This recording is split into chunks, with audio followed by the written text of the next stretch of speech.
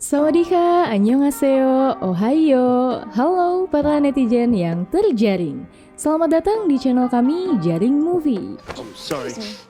Di channel ini kita bakalan ngebahas alur cerita dari film-film yang ciamik dan dikemas secara kece, seru, dan badai.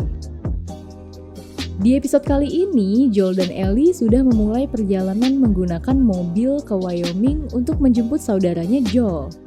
Jadi langsung saja kita mulai filmnya. Awal film dimulai dengan Ellie yang bermain-main dengan senjata yang baru ditemukannya di rumah Bill. Setelah selesai berhaluria, dia menghampiri Joel yang sedang mengambil bensin dari mobil terlantar di pinggir jalan. Sambil menunggu, Ellie pun bercanda dengan Joel menggunakan jokes bapak-bapak yang ditemukannya di sebuah buku. Volume 2 by Will Livingston. Look, you get it? 2 like TOO. Receh banget emang ini anak ya. Setelah selesai, mereka melanjutkan perjalanan ditemani oleh pemandangan kota yang telah hancur. Sampai Joel keluar dari jalur dan memasuki hutan. Saat di hutan, Joel memutuskan untuk beristirahat di sana dan memasak makanan untuk mereka. Pas makan malam, Joel memberikan tips bertahan hidup kepada Ellie. Joel ngasih tahu kalau jangan menyalakan api unggun karena asap dan cahayanya bisa dilihat oleh orang jahat. Dan mereka pun bersiap untuk tidur. Sebelum tidur, Ellie sempat-sempatnya nyerang Joel pakai jokes bapak-bapaknya lagi yang cukup cringe itu. Did you read this? No, go to sleep. Tak lama mereka pun tidur. Namun Joel hanya pura-pura tidur untuk menjaga Ellie dan mengawasi sekitar semalaman. Tak lama mereka melanjutkan perjalanan. Di jalan, Ellie bertanya, di mana saudara Joel berada? Joel menjelaskan kontak terakhir berasal dari menara radio di Cody. Dan jika tidak di sana, berarti dia ada di pemukiman sekitar Wyoming. Cody, Ellie kemudian bertanya lagi, kenapa mereka tidak bersama sekarang? Joel cerita kalau Tommy selalu ingin jadi pahlawan. Saat wabah terjadi, dia diajak Marlene untuk joinan sama Firefly dan mencoba menyelamatkan dunia. Namun Joel menganggap kalau itu semua hanya impian semu. Dan terakhir dia dengar kabar kalau Tommy keluar dari Firefly dan sekarang dia sendirian di luar sana. Joel bilang akan berusaha menjemputnya sekalipun jika tidak ada harapan karena seperti itulah sebuah keluarga. Dia juga bilang kalau dia menganggap Ellie hanya sebagai kargo. Tapi dia sudah berjanji kepada Tess akan menjaga si bocil Ellie ini. I'm not family.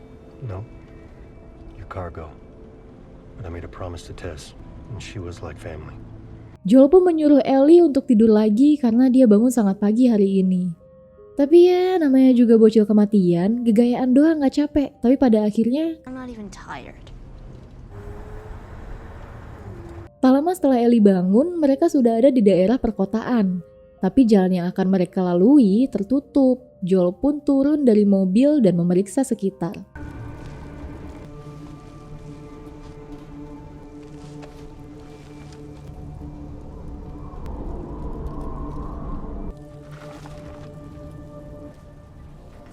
Dia memutuskan untuk mencari jalan memutar untuk kembali ke rute mereka. And we're back on the road minute tops.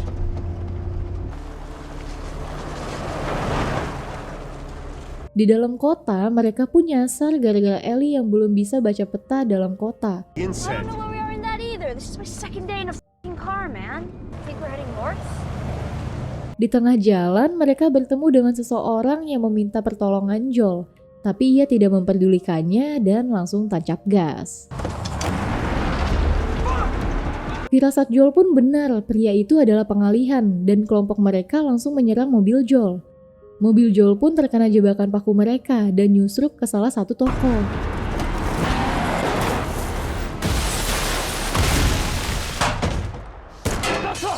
Joel langsung menyuruh Ellie untuk bersembunyi di ruang sebelah, sementara dia mengurus dua orang yang menembaki mereka dari seberang jalan.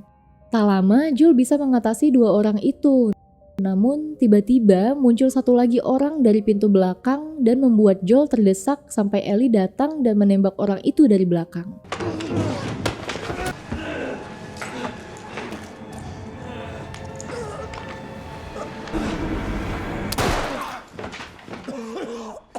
Orang Orang itu pun meminta agar dia tidak dibunuh dan berusaha membujuk Ellie agar memaafkannya. Namun Joel mengambil senjata Ellie dan kemudian menyuruhnya kembali ke tempat persembunyiannya dan langsung menembak orang itu. Ellie. Kemudian mereka berusaha untuk mencari jalan keluar lain dari gedung itu. Beruntungnya mereka bisa keluar sebelum bantuan sekelompok orang yang menyerang mereka datang. Scene beralih ke Kathleen yang sedang menginterogasi seorang dokter tentang seseorang bernama Henry. Karena Henry memfitnah kakaknya sampai dia terbunuh oleh Fedra. Kathleen bahkan menodongkan pistol ke kepala si dokter.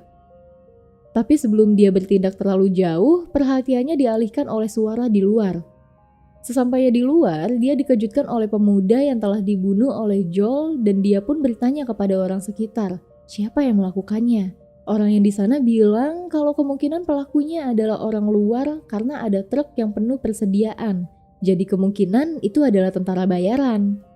Kathleen beranggapan kalau ini perbuatan Henry karena jika dia punya radio, maka dia bisa mencari tentara bayaran untuk melakukan ini semua. Kemudian Kathleen bertanya lagi ke mereka, apakah ini orang bisa diselamatkan jika kita punya dokter? Orang yang memeriksa pemuda tersebut bilang kalau ini sudah terlambat. Kathleen yang kesal langsung kembali ke dalam sel dan langsung menembak si dokter itu. Dia pun kembali ke kerumunan orang tadi dan bilang ini adalah perbuatan Henry. Dan Kathleen memerintahkan semua orang untuk menangkap semua orang yang bekerja sama dengan Henry. Orang-orang langsung berpencar dan mencari ke seluruh kota.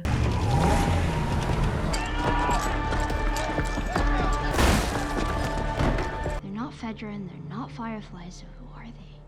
People. Scene pun kembali ke Joel dan Ellie yang sedang bersembunyi dan bilang kalau mereka akan bergerak lagi jika sudah tidak ada mobil yang lewat.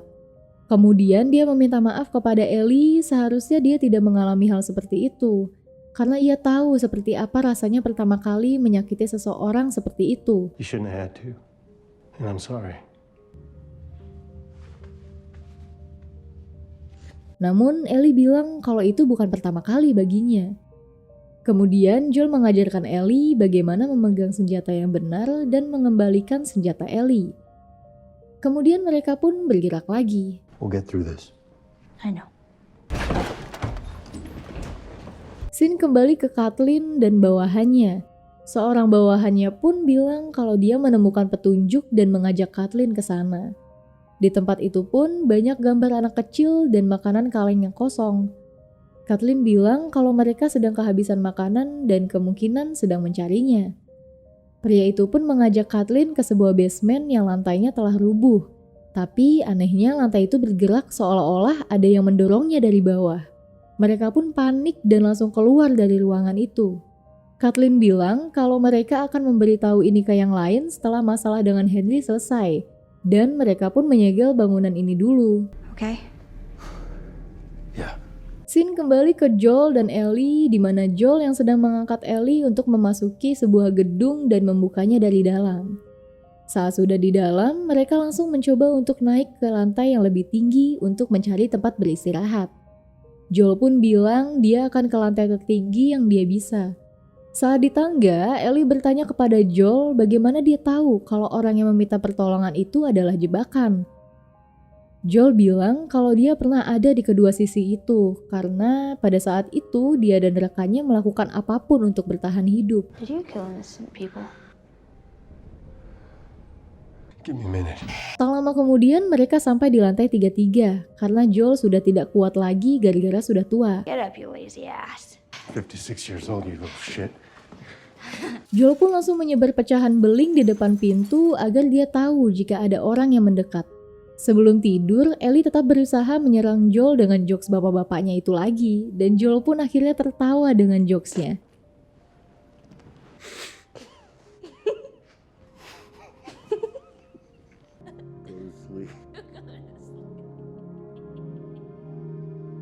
Joel yang sedang tidur dibangunkan oleh Ellie yang ternyata sudah disandra oleh seseorang.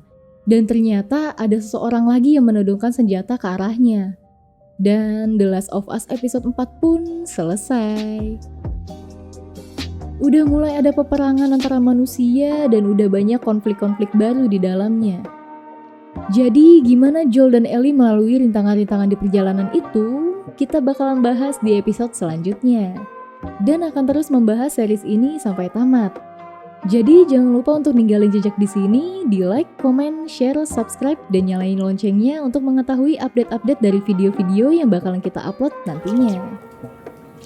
Jaga-jaga kesehatan, stay safe. Terima kasih.